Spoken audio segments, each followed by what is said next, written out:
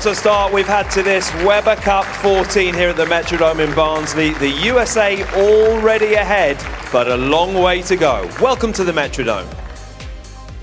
We've never seen it before in the Weber Cup, but already we've had back-to-back perfect games, back-to-back 300 games. Here's what's happened.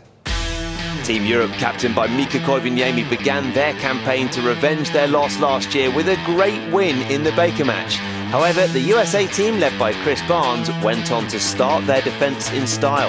Match 2 saw Don Barrett against Chris Barnes, and the Americans responded to their first match defeat with an impressive, perfect game.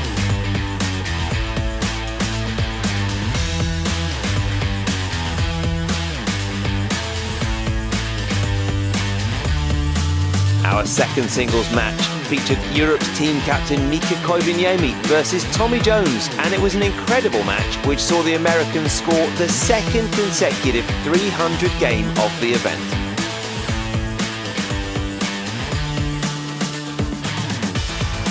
USA's momentum seemed unstoppable. Match 4 was between Martin Larsson and Mike Fagan. It was a much closer fought contest, but the American kept his nerve to help Team USA take their third victory. Confirmation then that already in this Weber Cup, Chris Barnes and Tommy Jones have both scored perfect games, which is so hard to do in this sport. Europe now trails 3-1, and the pressure now falls on Stuart Williams, who's up against Bill O'Neill in our fourth singles game.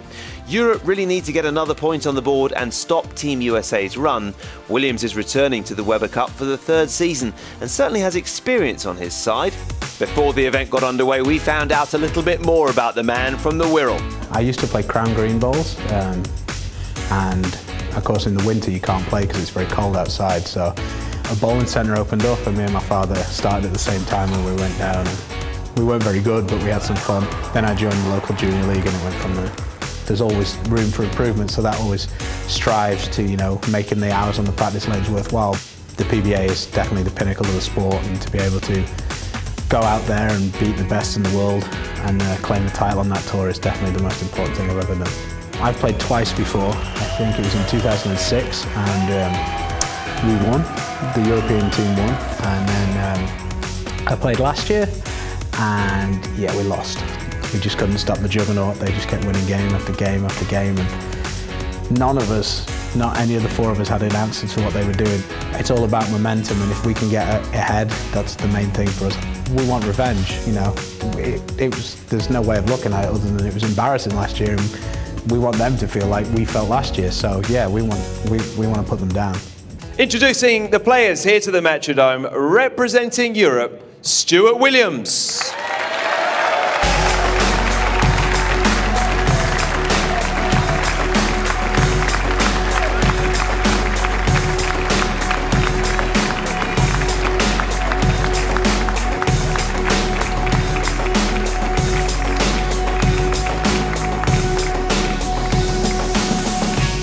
And now representing the USA, they call him the real deal. It's Bill O'Neill.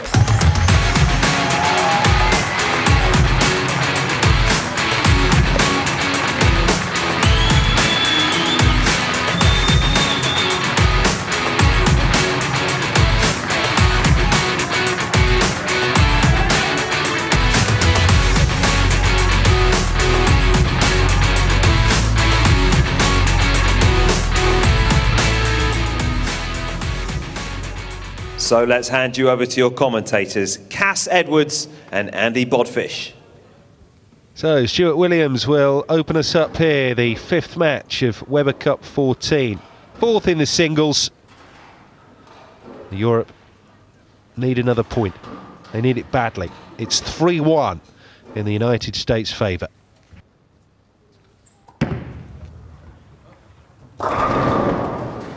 And Williams leaves the 10-pin standing. That is not the start he wanted. Long way to go, but he would have wanted them all down there. Yes, that elusive 10-pin stands yet again. It's a bad looking shot.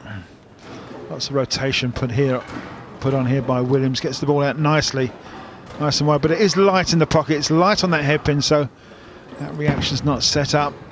But he takes away a spare nicely in the opening frame. Need to just pick themselves up. currently, I feel, Team Europe. Yeah, they don't want it to go to 4-1 with only one more to play in this session. But the real deal, Bill O'Neill, will be looking to put Stuart Williams right back in his chair. And that's an opening strike for Bill O'Neill.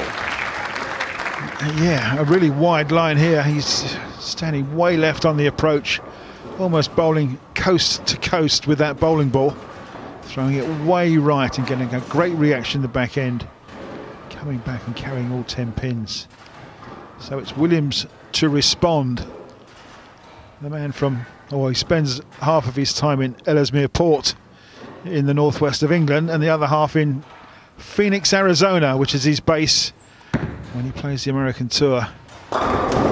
Strike number 1 in the second frame for Stu Williams. Yeah, good looking shot. He'll be pleased with that one. Playing sort of a similar area of the lane to Bill O'Neill, both standing way left, giving it a lot of room to the right. And some big hooking bowling balls coming back into the pocket. Oh, wow. That went very, very wide and he's paid the price. Well, that's the lowest score bowled on any ball in any game of this whole tournament so far. A 6 count, and well, he's almost hit the outside edge board there. Missed the head pin totally. He's got a makeable spare here.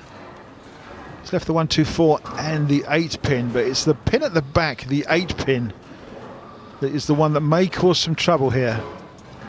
He's got to be reasonably accurate, and certainly more accurate than he was with the first shot. Really was a wayward strike shot on that ball. Oh, and he's fortunate to make it, but it's a spare.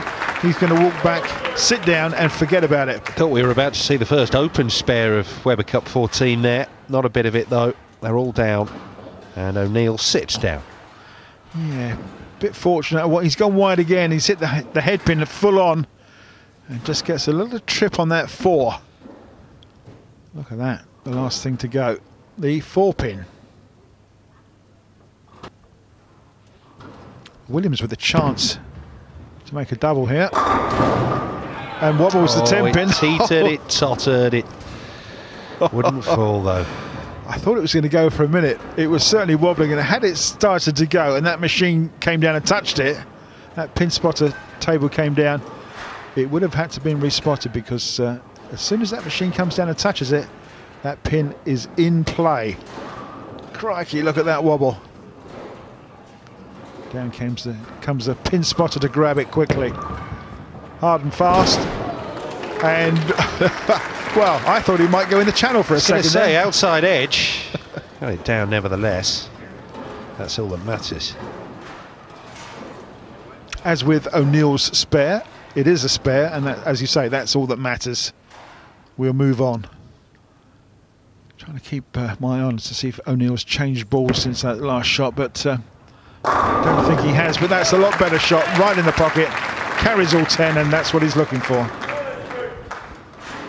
Second strike for Bill O'Neill. Frames 1 and 3. That'll do nicely for the US.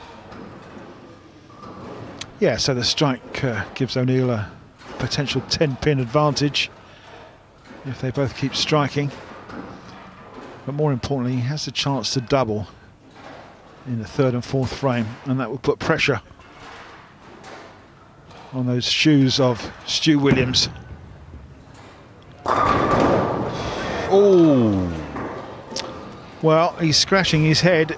You can see what was left there for a moment, can't you? It was the 7 pin to the left, it was the 10 pin to the right.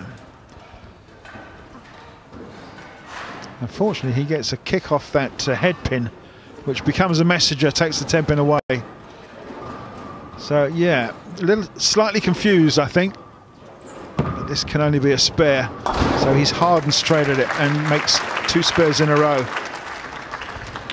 But as you can see, his potential maximum drops down to 259.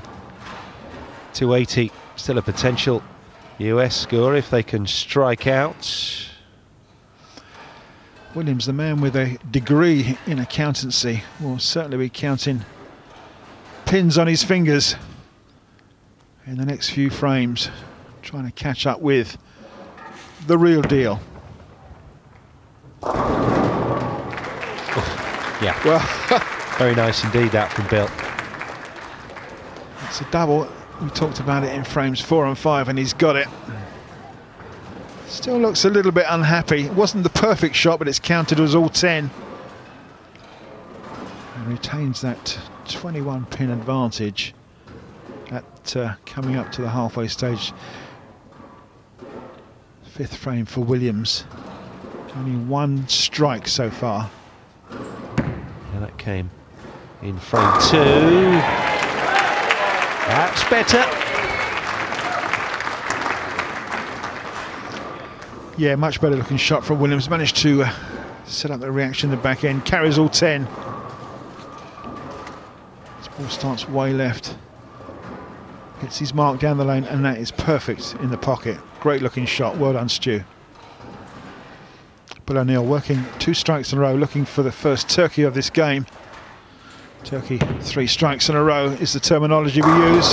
There we go, and he's got it.